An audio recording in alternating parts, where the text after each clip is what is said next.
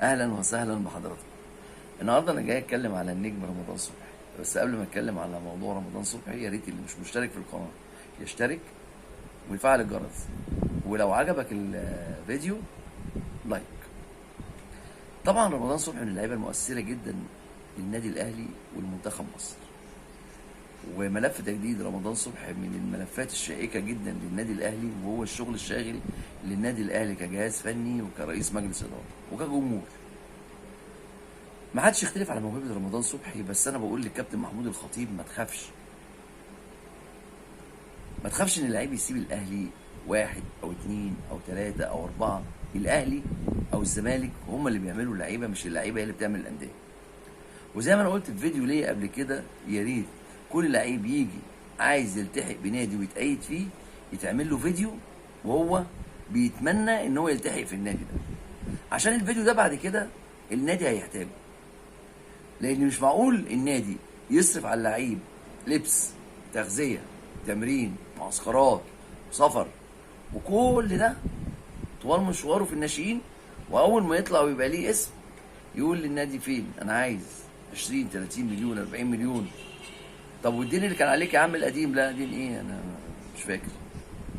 فالنادي يأيد كل ده على اللعيب، وفي طرق كتير تحتفظ له حقه ويمضيه على عقد احتكار مدى الحياه.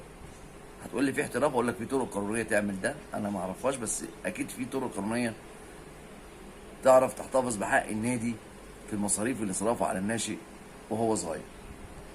فانت عملت اللي عليك يا كابتن محمود، ورصدت 2.5 مليون جنيه استرليني لنادي هيدرزك، يعني بما يعادل 52 مليون جنيه، ده غير اللاعب اللي هياخده في السنه. فما تعملش اكتر من كده، لان بعد كده هتحصل فرقه في الفرق. الاهلي والزمالك لا هيقف على لعيب ولا على اتنين ولا على تلاته. انا عارف ان انت بتتحارب من جهات كتير عشان ما تنجحش كرئيس مجلس اداره، والمحاربه مش لشخصك فقط، المحاربه ليك وللنادي الاهلي، عشان يعني حاجات كتير واعتبارات كتير مش مجالي ان انا اتكلم فيها دلوقتي. لكن اللي واضح ان في محاربه للنادي الاهلي بدليل التشويه اللي عمال يطلع على القنوات، والتشويه اللي عمال سايبين الاعلام يعملوا بدون اي رقابه وبدون اي قانون او مشروع اسمه عيب ان ده يحصل. فده واضح جدا ان في هجوم شرس وحمله شرسه على كابتن الخطيب وعلى النادي الاهلي. فانا بقول للخطيب جمهور الاهلي عارف، وجمهور الاهلي واعي، بمعنى ان جمهور مصر كله عارف ان اللعيبه لما بتتحرك الماده اللي بتحركها دلوقتي، فما فيش حد يضغط عليك، لان موضوع شريف اكرامي كمان داخل في الموضوع. كون ان انت سبت شريف اكرامي يروح بيراميدز، فهم مش ناسيينها، فعايزين برضو يعاقبوا الاهلي بكارت بيراميدز، كارت الفلوس، كارت الملايين. ما تنساش دي.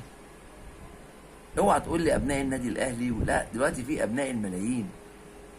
اوعى تقول لي اصل الكابتن فلان فلان ده اهلاوي وبيدافع عن الاهلي، ماشي يدافع عن الاهلي لكن لما تيجي لغايه ابنه، لما تيجي لغايه جوز بنته، ملايين هي اللي بتتكلم بقى دلوقتي، المصلحه العليا هي اللي بتتكلم.